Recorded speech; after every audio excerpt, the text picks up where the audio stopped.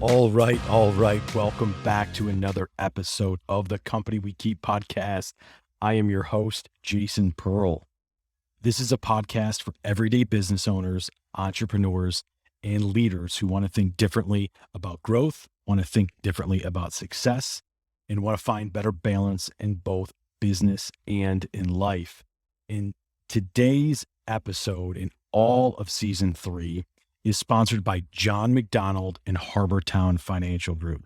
John and his firm work with individuals, families, and small businesses to build customized financial plans using their holistic goal-based approach. If you want to contact John and his firm, all the details will be provided on my website, jasonmpearl.com. In the show notes, there's links to his email, links to his phone number, and their firm website. Check John and his firm, Harbortown Financial, out. As we talk about, this podcast is for business owners, entrepreneurs, and leaders that are looking for more out of both business and life. And today, this episode is talking just about that. We're going to be talking about the importance of both identifying and prioritizing your individual passions as a leader. Most will think this is kind of a backward statement, but I want to lay out why I feel like if you prioritize your passion first and your profits in business second, it is like a cheat code, both in the business that you're running and leading, as well as in life. And I'm going to lay out why. And again, this does not have to be for you just being a business owner. If you're a manager, if you're a supervisor, if you're a leader, whether it be in business or through you serving somewhere or anything else, this is something that you should tune into and check out. So we're talking about why prioritizing passion over profits work. So to do this, I kind of want to lay out some personal stories about my early career and how I started to identify what I was passionate about, and then how it translated into making me successful in business, and then later successful in life. So I want to go back to my first job out of college. Some of you know the story if you've listened before. My first job out of college was as a credit manager and being in a management trainee program for Wells Fargo. Wells Fargo had a consumer finance division called Wells Fargo Financial. And right out of college in 2001, I took an opportunity as a credit manager in their management trainee program. I was hired to be an individual producer. So easy way to kind of understand it, I was a hired salesperson, right? Straight out of college, my job was to work with our portfolio of prospects and clients and try to sell them different loan products. That's what I did. That's what the division of Wells Fargo I worked for was all about. So when I first started in June of 2001, really early on, within a few days of me even being in this new branch environment and having this new job out of college that I was super proud of, I found myself always looking for ways to learn how to help not only my boss, so the manager, the guy that was running the branch, his name was Marty Carnes, dynamite guy, by the way, but it wasn't just trying to help him, it was trying to help the rest of the branch succeed. I grew up as a sports guy, loving sports, loving team sports, and wanting people to win. I really took a liking almost as soon as I got hired to finding different ways, even if it was outside of my job responsibility, to help the branch that I was a part of be held in higher regard as far as, the rest of our peers or the rest of the branches that we were employed by. So what I did was I started to take on additional responsibilities and projects that likely, honestly, took me away from my individual contributor role. But I liked it so much that I knew that I had to do what I had to do as an individual contributor. So I was going to be allowed to do all these other things that I really love to do. And what that did, that passion of mine of wanting to help others win, gave me an opportunity to kind of showcase some of my skills that I had, or the raw talent, probably at that point in time, I wouldn't even call them skills, the raw talent that I had and the want that I had to basically help others succeed. And when you're in a professional setting, when you start to portray that you really like to see others succeed, that's where you start getting put into the management supervisory track. So within 9 months of me being hired by Wells Fargo, I was promoted to be in an assistant manager role, and I was asked to move from the Rochester branch I was a part of to Syracuse. So I did, very willingly. I was very proud to get a promotion, but was also really proud that now my responsibility was still going to be individual contributor, but also helping others do better at their jobs as well. And I really, really loved it. So from there, that kind of springboarded my career with Wells Fargo into being labeled the guy that really wanted to help make others better. And that was just something core that was a passion of mine. And I started to really leverage that early on in my career.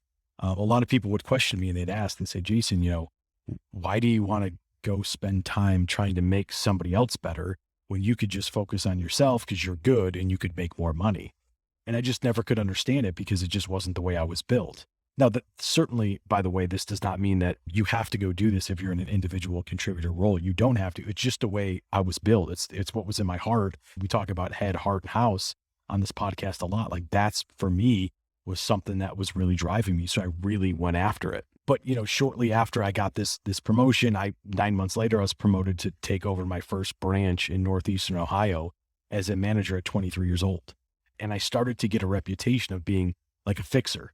So what Wells Fargo would do is basically every 2 years for about, I think 8 years, I got moved to different branches. I've got a reputation of being able to take underperforming branches and turn them around. The reason that I'm telling you this story is because it was something internally that I had a passion for. And the fact that Wells Fargo was gracious enough to give me an opportunity to actually hone my skills as a leader and not as an individual contributor really set the stage of where I'm at today. Because from 23 years old to today, which is almost 20 years, by the way, I've been able to work with hundreds, if not thousands of individuals and help them become better at their job. Because for me, I had a passion for wanting to see other people win. And that passion probably early on in my career made me less money. But what it did is it set the table for me to do what I do today and all the other steps I've had in my career before today, which have been very lucrative for me. That's a specific example of how you can take a passion that you have or something you really like internally and translate it into profits in the long term. I look at Wells Fargo and the training I got in those first 9.5, 10 years that I was with them as invaluable because I was able to hone my skills and not just hone my skills, but understand what I was passionate about in the work setting. Because when you're passionate about something, you will do it better. You don't feel like it's work. You feel like, it's fun. And that was super big for me. And that's one of the reasons why I did very well there. So whether it's, now trying to help others win, as I've talked about on this podcast, whether it's through Nacre Consulting and working with my clients and helping them win, or whether it's through my personal brand business at jasonmpearl.com, where I do some coaching, some problem solving, and just helping business owners really kind of understand where they need to go to take the next step. I do that because I love helping other people. I love watching them win. So from a professional setting, that's one of the ways that we can do that. That's one of the ways I've been able to do that. But what I do want to talk about, I know last week on this podcast, we talked about creating space to serve. And in last week's podcast was all about service and giving back and all that stuff. And that's great. But I want to kind of talk about how putting passions before profits in this arena of your life is going to help you as well. So besides being passionate about my family, you guys have heard me talk about a few other things on this podcast I'm super passionate about. First thing, and obviously the highest portion for me, is my Christian faith and my church family. You guys have heard me talk about my involvement with the church. I'm faith and family first type of guy. But the thing within my church where I serve is I pastor 2 high school kids. If you allow me some rope, I'll kind of explain how this has translated into success in business for me as well. I've also talked about on this podcast how I'm passionate about playing hockey, and I'll get to where that comes in and how that passion has helped me be profitable as well. But you could say, like, what do these things have to do with you being, profitable in business long term? And I'll explain that. When I talk about what I do at the church in pastoring to high school kids, as well as adults, you're still dealing with people, right? So right now, what I do, whether it's Nacre Consulting or through my personal brand business coaching, I'm dealing with real people with real issues and real problems, and I'm helping them solve those. No different when you're dealing with, whether it be high school students or adults in some type of a church setting. specifically in a church setting, there are always things that come to light that sometimes are very dark. And you're working through these issues and these problems, and you're doing it through the lens of faith. But it's one of those things where you're still dealing with people, and you're dealing with people and problems, and that has created an opportunity for me to really understand people. No one's perfect. No one, everyone's individualistic, right? Everyone's uniquely made by God, but there's a lot of similar themes when you start dealing with high school kids as well as adults. So being able to go through and kind of talk about sensitive topics with kids and talk about sensitive questions and helping them work through issues has been super beneficial for me just to understand different angles where people are coming from, regardless if they're in high school, if they're adults. I mean, they're still people, right? So that has really helped me hone my skill, my listening skills, my ability to really understand and listen, build empathy. Empathy is obviously so critical for you to have as an individual in life. It will help you in business, but if you lack empathy, you're going to struggle. But if you can understand and harness empathy, it's going to make you very successful. Also, too, within my church, within this high school ministry, I do preach a fair amount. I put together faith-based messages and I teach. And quite honestly, when you're teaching about faith, I hold myself to a very high responsibility when I'm doing that. I mean, I love what I do business-wise, and I love what I do there. But if I make a mistake in business, I make a mistake in business. The last thing I want to do is give my God a bad name because I'm teaching them the wrong thing. So I take it very seriously, and I take my preparation very seriously. Over the course of the past 5 years, I've probably delivered 2 to 3 dozen worth of faith-based messages to high school students and also to others within our church. And going through that process of preparing has really helped me hone my skills. Because when you're talking in front of high school students, and really, gosh, for now adults too, attention spans are getting less and less and less. And maybe that's technology or maybe it's something else, but you really have to understand how to get a point across and how to influence in a way in a short period of time with enough body and to the message so they can understand it and have some takeaways. So putting together and crafting 2 to 3 dozen different messages over the course of the past 5 years has really helped me hone my skills in preparing how to communicate, especially communicating to a group. And that's what I do in business. I do that all the time through Naker Consulting. I communicate to management teams, board of directors, and things of that nature. So being able to craft a very concise but impactful message is huge, right? It's critical to the success of the business, and it's been critical to the success as I'm teaching within our church. So that's a way that obviously something I'm super passionate about, which is leading these high school kids. It translates into profitability in my business because I am better today because of the teaching and the preaching and the pastoring that I do outside of my 9 to 5. So that is another way that, passion over profits, and passion will lead to profits. And then the other thing that we talked about, which is kind of silly, but for me, it's been huge, is my passion for hockey. I grew up playing hockey, but when I was 23 years old, I stopped playing hockey and I did what adults are supposed to do and like go get a real job and then, focus on all those things. And one of the things that I found after I started playing again, so I stopped playing when I was 23 years old and I started playing again when I was 35 years old. So it was about a 12-year gap. What I realized is that as an individual, I have this drive for competition. Some would say, oh, that's why you're in sales, or that's why, you do what you do because you're naturally competitive. It's in your makeup. It's in your DNA. And I would say, yes, for sure. That's part of it. But there is something that playing hockey has done for me, which is a passion of mine, but it has translated into making me better at what I do professionally. And there's a few reasons for that. One of the reasons is that because I'm so competitive, when you don't have that outlet outside of work to be competitive, you sometimes can make work more competitive than it's supposed to be.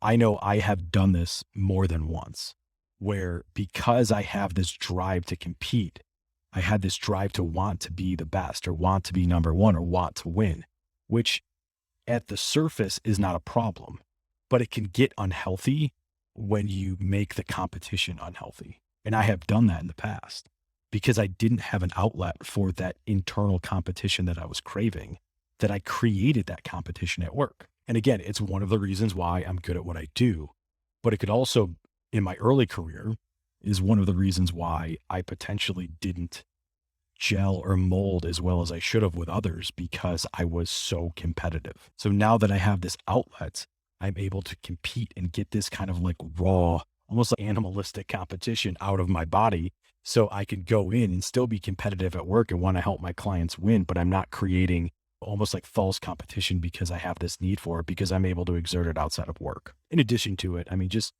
being physically active is healthy. Everybody knows that. So being able to not be sedentary and get out and exercise and be competitive and work up a sweat and things like that is super healthy. And I play hockey 1 to 2 times a week. It's normally later in the evening. That's how men's league hockey goes, but it's been really great for me because not only can I stay healthy and stay active, but I can get out the healthy competition that I need to get out. So both of those passions I talked about, church and hockey, have been ways that my passion has led to profits and into better things in my business life. And then finally, I'd say people may listen to this and they could say, well, how can I translate my passions to help me professionally? And that's a great question because I think it's one of the things that people still have a struggle doing. They know that they have this need to make money as an adult to provide. And sometimes they say, well, yeah, that's great that I really like to do this, but I still need to support my family, which I totally understand. But people could ask me, how do I translate my passions into making my business life better or making my business more profitable? And the first thing I would say is, you've heard me say this on dozens of podcasts before. Everyone needs to define their own success. So I would say you need to start there. What does success mean to you? Does success meaning something to you include some of your passions? Or is it void of your passions? If it's void of passions, I would bet that that's not really fully what you want out of success. But I would ask you to say, start doing some kind of internal auditing. What do you like to do outside of work? If somebody asks you, what are your hobbies? What are things that really excite you? What do you like to do? Take an audit trail of that and then start to understand, is there a way I can translate this skill or enjoyment into my professional life? So looking at that, what you like to do outside of work is where you should start. And then when you define your own success and what that means to you, you'll start to be able to see a clearer picture of, can I or can I not translate this into my professional career? For example, I have a cousin, Kristin Pearl. She lives in the Virginia Beach area. She married my cousin Vince, great couple, wonderful family. She had 3 kids in I think 6 years, or actually less than that. I think it was 3 kids in like 4.5 years. And so she's a really busy mom and they have a really busy household, busy family. But after she started having kids, she got really into wanting to balance her life and her time, both mentally and physically. So she started to really enjoy during the day, kind of as an escape, being able to work out and being able to exert that energy and make her mind and her body feel healthy. So as she started to do this, she started to embrace that more and more, and it became a passion of hers. So what she did is she took that passion and she turned it into a business. She now does fitness, nutrition, health coaching, and she does it professionally. She has a whole slew of clients. She has a business called Fully Fit and Fearless. That's her brand. So if you want to check her out, her name's Kristin Pearl. She's a phenomenal woman and is really good at what she does, by the way. But she took something that she was passionate about and translated it into a business. She was in a service business before she started having kids. And she said, that's great. It's easy to make money there, but it's just a job. It's just a 9 to 5. It's just punching a clock, punching in and punching out. So what did she do? She decided to translate that into something different, which I commend her for. You know, it's not easy to start from nothing and try to build, but over a few years now, she's building quite a clientele list and she's doing a phenomenal job. And you could just tell that she's super passionate about it and she's happy and she's fulfilled and she's helping people. And that's, for her, that's what she wants. So kudos to her, but that's an example of how that works. We live in a world today where building online is easier than it's ever been. Building online, creating online businesses, creating income online is huge. And it's so easy to do now. A guy that I subscribe to his message and listen to all the time is a guy by the name of Justin Welsh. I'm a part of his audience and income group. I'll leave a link in my show notes about him and who he's all about. and what he's all about, but he runs this group of online entrepreneurs and teaches them how to grow income online and basically really how to follow their niche, their passion, and their intelligence into generating income online. And he teaches this, and he's got a phenomenal following. And he, as a solopreneur, has created $1 million business by just building online. And it's super impressive. Building online is very easy these days. And if you are passionate about something, there are outlets that you can check out. But one of the other things that people could ask is, what can I do if I don't have these like hobbies? If I don't have these passions that I can turn into a business, and then what? And am I lost? Am I not able to do this? Am I not able to live this fulfilling life? And I'd say, no, that's not true. I would just say, ask yourself in your job, what do you like to do? What do you love to do most during your day work? Are you good at building relationships? Do you love analyzing data? Do you have a knack for helping people understand complicated things?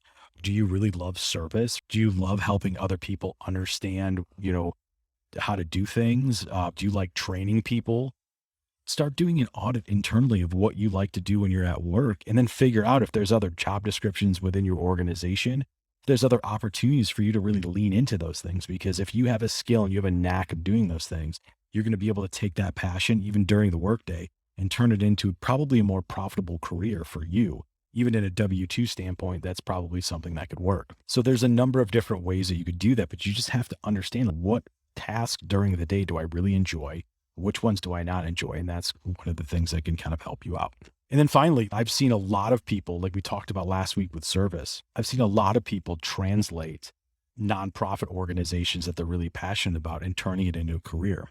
I've talked about my church before. The executive pastor at our church worked for an international bank. Before he became the executive pastor of our church, he was a pretty high-ranking official at an international bank here locally. And what he decided to do is he decided to hang up his corporate international banking suit and trade it in for being executive pastor of a multi-campus church with thousands of members. So he's able to translate what his professional skill was into a passion of his, right, which was his faith and leading people well. So he went ahead and did that. And I just think it's amazing. And there's so many people that do that because they say, oh, well, it's a nonprofit. I'm not going to make that much money, or what am I going to do here? What do I do there? Well, people decide that, hey, I'm so passionate about this. I'm going to be able to maybe make some decisions in my life to say, hey, maybe it's not about like the highest paycheck. Maybe it's about happiness or whatever you decide, whatever you define success to be in your life. But this is something that he did. So those are just a few different ways that you can look through it and give yourself an audit if you find yourself in this situation wondering, how can I turn my passions into profits? And then finally, I would say, like, let's just be dead honest, right? I've always said I'm a direct communicator. Like, do passions always turn into profits? That's a question that people would ask when they listen to this. And the answer is no, like they don't. But I would say that most people that follow their passions probably lead happier, more fulfilling lives. But if you want to go follow your passion, does that mean you're going to be more profitable than you were today? Maybe yes, maybe no. I don't know your individual situation and I don't know your story. But what I would tell you is, if you don't give it a try and you don't even think about it and you don't go through this process of understanding what you're passionate about, and are there ways that you can utilize and lean into this more, you're likely going to regret some of those things. This is not a solicitation to say, hey, go hang up your 9-to-5 job that supports your whole family to say that you're a 42-year-old guy like me and you want to go play professional hockey. Probably not going to happen, even if you're passionate about it. But there are ways that you can figure out things that you are passionate about or things that you're good at and try to lean into them more to make yourself more successful. So here's the one thing I know to be true. If you are passionate about something, it's contagious. The people that I have worked with, or the successful people that I see on a day in and day out basis, are super passionate about what they do. They don't just like what they do. They love what they do. And passionate people find ways to surround themselves and attract other passionate people. And that's where wonderful organizations are built. Passionate leaders that attract other passionate people for the same mission to go and make special things happen in the business world. So I would say that don't waste your life wishing you did something. Start to lean into what you want to do and start figuring out ways to take your passions and work at them so you can make it work for you in the long term. So here's the deal. One of the things that you may want to do, And we talk about this all the time. The name of this podcast is The Company We Keep. Start looking at the company that you keep. Are you surrounding yourself with people that would be rooting you on and cheering you on to go follow your passions and help you figure that out? Or are you surrounding yourself with people that would speak into your life and tell you that you shouldn't even think about this? You need to make money for your family. You need to do what you have to do to put food on the table. And it doesn't matter if you're happy or not. You just have to do it. I would say if you've got too many of those people in your circle, get rid of them and bring them in, fill their spot with new, passionate people that you can trust, that are going to speak good in your life and that are going to motivate you and cheer you on as you follow the things that you care most about. Because passionate people are contagious. Passionate people change the world. So that's something that you need to focus on. What are you passionate about? And how can you make your life and others' lives better? Find what excites you and sprint after it. That's what I did. I wake up every day on fire to do what I do, both in my business and my personal brand, but also in the areas of my personal life that have nothing to do with business that I'm passionate about, because I want to sprint after the life that I want, not dream about the life that I want. I want to live the life that I want. And I want you to live the life you want to. So thank you for listening to this episode of the Company We Keep podcast. As you could tell, I'm super passionate about helping others win. That's why I'm recording this episode. And it's honestly why I talk into this microphone every single week. There are so many of you out there that are not reaching your potential. And there's so many of you out there that I know if you took your passions and you really worked hard at them, it would turn you into being a more profitable individual and probably a more profitable company if you happen to be a business owner. So as we discussed last week, I have a revamped website. You can find it at jasonmpearl.com. Check it out. Content, show notes, all that stuff is in there. We'll link to everything. I also created a coaching link where if you're looking to problem solve, you're looking to get some like kind of point solution coaching from me to help you work through a problem or a very specific issue you're having, I'm happy to do so. You can learn more about that on my website. There is going to be more content that we're going to be flooding our website with at jasonmpearl.com. So don't be a stranger. Check it all out. Thank you for keeping me company today. As you can tell, this is a message that I'm certainly very passionate about and just want to make sure that you have the right people speaking good into your life, because if you find something that you're passionate about, don't let it go. It will become profitable in the future if you do it the right way. So thank you for keeping me company today. I am Jason Pearl. This is the Company We Keep podcast. Until next time, I'm out. See you later. Peace.